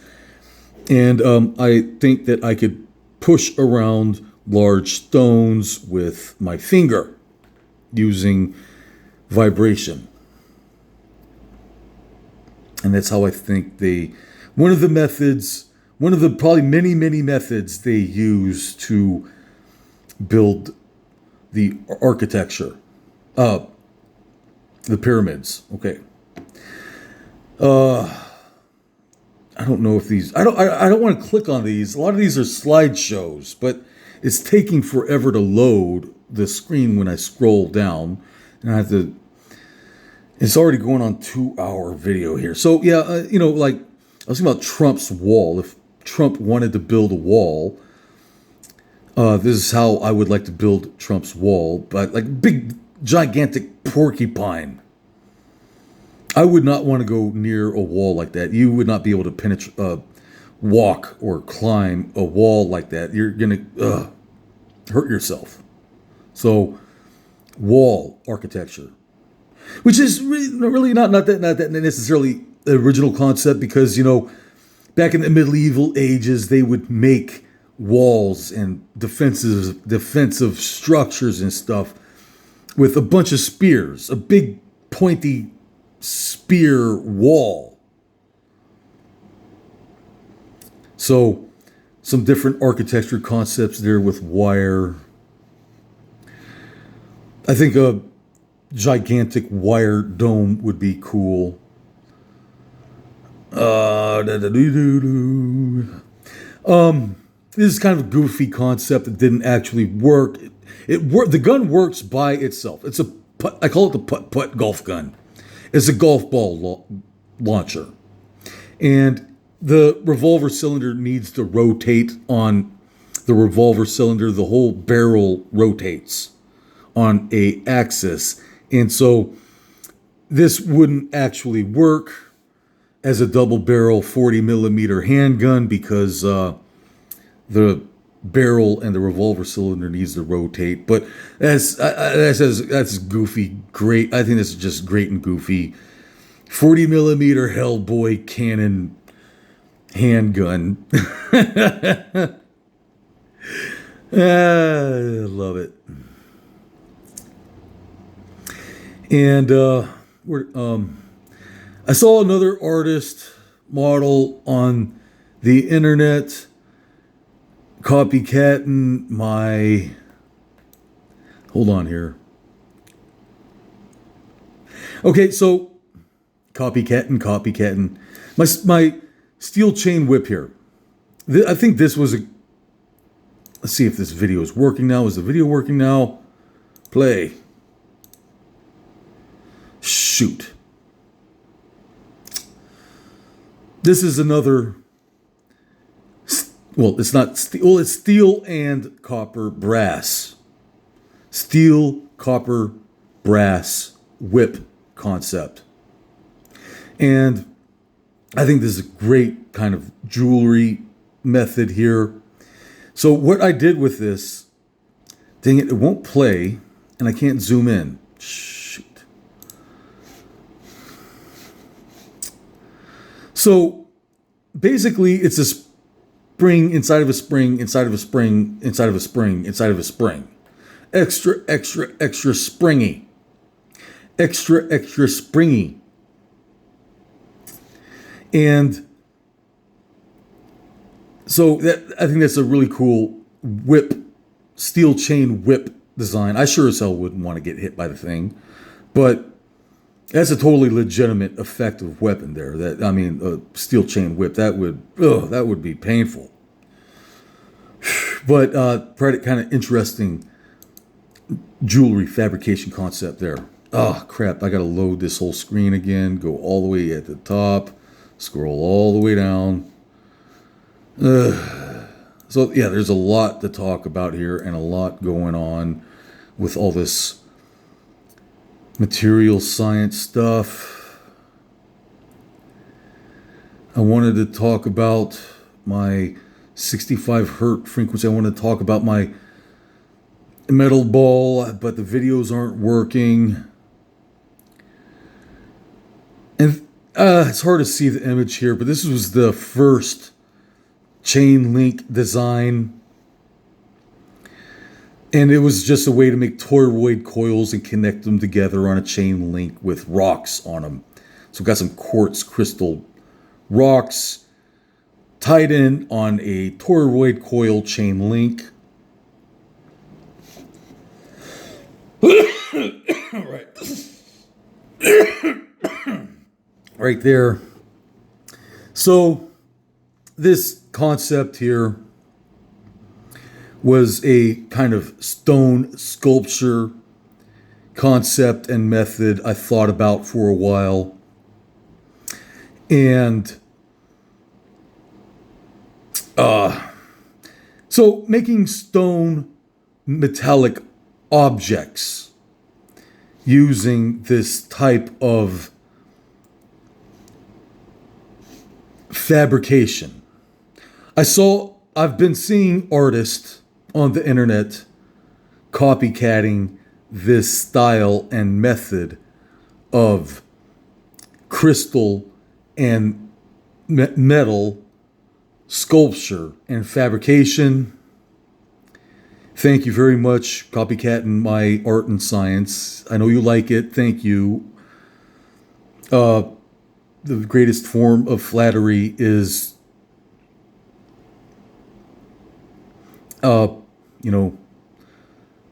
copycatting. It's the fact that a lot of these people in the art industry are incapable of thinking of anything original and unique. And they put their name on my art and say, oh, this is their design. This is their style. This is their invention. No, it is not. You need to be deleted from the internet for claiming somebody else's art is yours. Excuse me, I'm sorry, but that is very frustrating when I see people put their name on my art. And so this type of concept and method of sculpting with rocks and wire isn't necessarily all that original. It's a very, very old style and form and method of Native American material fabrication. The Native Americans called it peyote beading. Basically, you get a bunch of beads and you weave using fabric designs and such into leather or cloth using beads. So it's similar to what a Native American form of art but it is ancient. It is very, very old style and method of art. So it's kind of similar.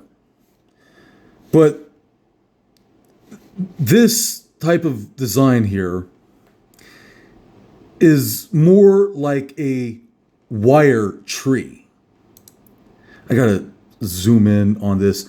So you see these wires. It's like similar to a wire tree, but it's wire roots. I'm not making a tree. I'm making the roots of a tree out of wire.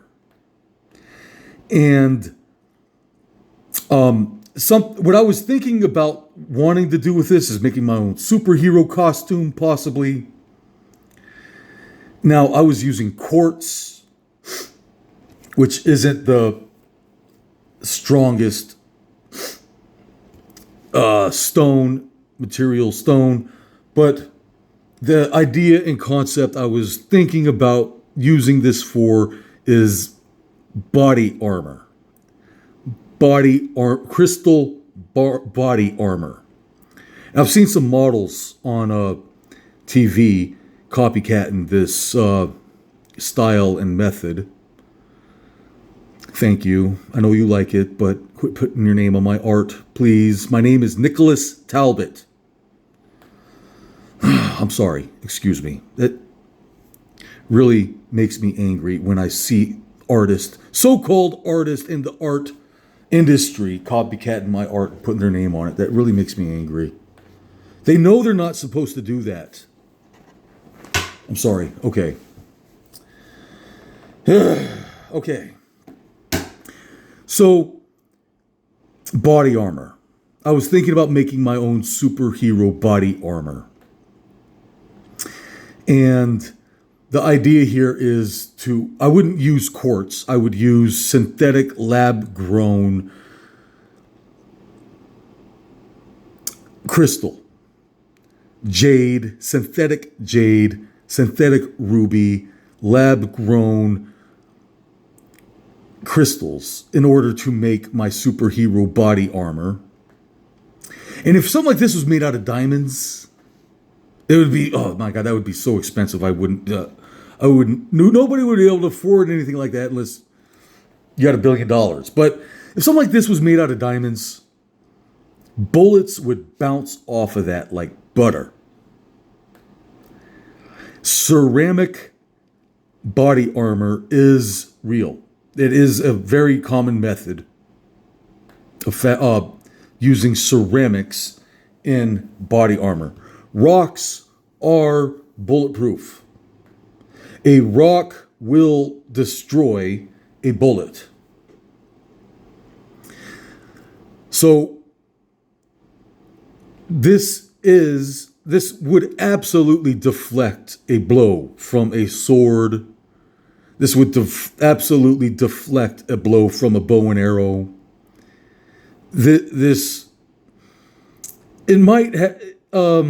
A knife might be able to get in between the gaps and maybe cut the wire. So it would need to be steel wire, like similar to chain mail, but you cannot stick a knife in stone unless you got some real power behind it. So stone crystal body armor, I think that's a totally legit form of body armor. I wouldn't be able to afford it, nobody would, but if something like this was made out of diamonds, something like this would absolutely deflect a bullet. A bullet would bounce off of something like that, like butter, if it was made out of a diamond. If this was made out of diamonds, a bullet would just shred itself apart on this type of body armor. Okay, I gotta go all the way back, upload the screen, go all the way down, load again.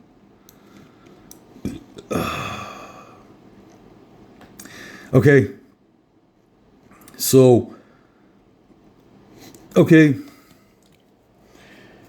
This, for example, there was an artist, inventor back in the 1930s that made a jumping tank. I forgot his name. Sorry, I can't remember everybody's name. But this gigantic pogo spring rocket engine thing, I can't imagine why something like that wouldn't work. Put a rocket on a giant spring and make a giant rocket pogo spring thing. Cuckoo, cuckoo. Yeah, I know, I'm nutty. Being normal is boring. Why would anyone want to be normal?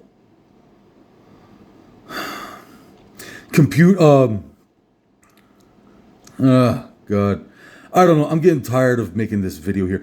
Dogs with wings. I love puppies. Why not put robotic dog wings on dogs and make them fly? I don't know. Okay. I don't know how original this stuff was. Bubble bots. I call them bubble bots. But Fiesto, a famous robotic artist, did something similar to this. So, I don't know how original this concept was. A walking balloon, pretty much. A walking balloon. And so I apologize if I might do something similar to other artists out there. I don't intend to do this. I'm willing to delete. If other artists out there are angry at me because I might be doing something similar to what they do, I'm willing to delete this. But I'm not sure how original that concept was. It pretty much walking balloon. Uh, this is one of my favorites here. I love that. That would be such a amazing, super awesome type of architecture. A gigantic crystal skyscraper. Can you imagine being inside something like that? What if your entire room was all this type of abstract, crystallized structures and stuff? What if you had lived inside of a gigantic crystal like that? That would be so cool. That is beautiful. That is awesome.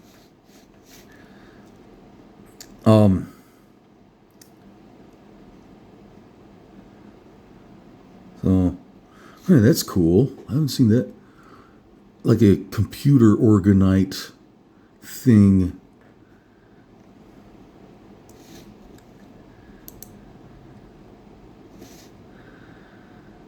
Back and then all the way down again.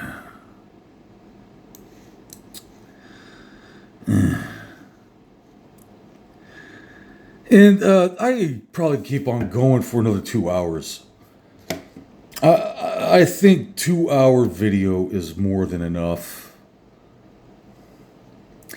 But basically, I'm just, I know I probably have more haters than anybody else out there. A lot of these normies and simpletons and the potato vegetable brains that have no original thought copycat and sell my art and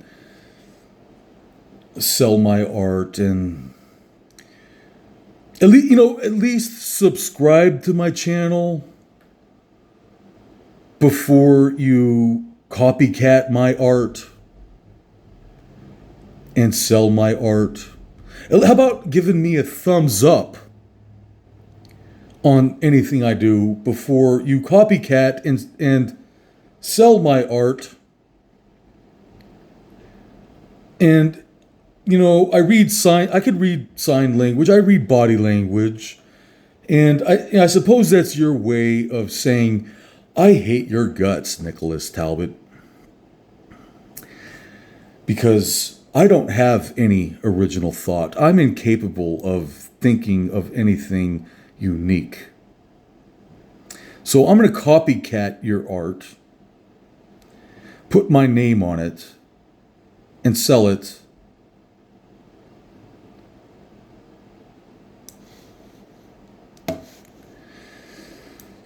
Stop doing that. You're not going to get away with that. That's my identity. That's my fingerprint. I have more than enough to show that I am a original, free-thinking artist, scientist, and I do this I do this for you. This is my gift to you. I am giving this to you. But put my name on my art, please. Don't put your name on other people's art and say, look what I invented. This is my invention. No. If I copycat anybody else out there, I apologize. I did not mean to. It was an accident. And if I do anything similar to what other people have done, I'd be sure to tell them that, this design, this concept, this method is Fiesto. This concept, this method is similar to Nikola Tesla. This, so on and so forth. This is a really cool ring here. I love that ring. It's a really cool ring design.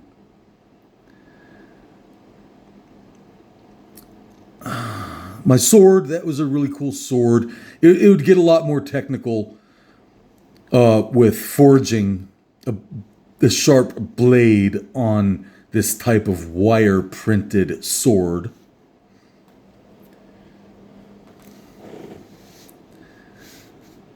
So, all right. That's all for today. Thank you. Bye bye.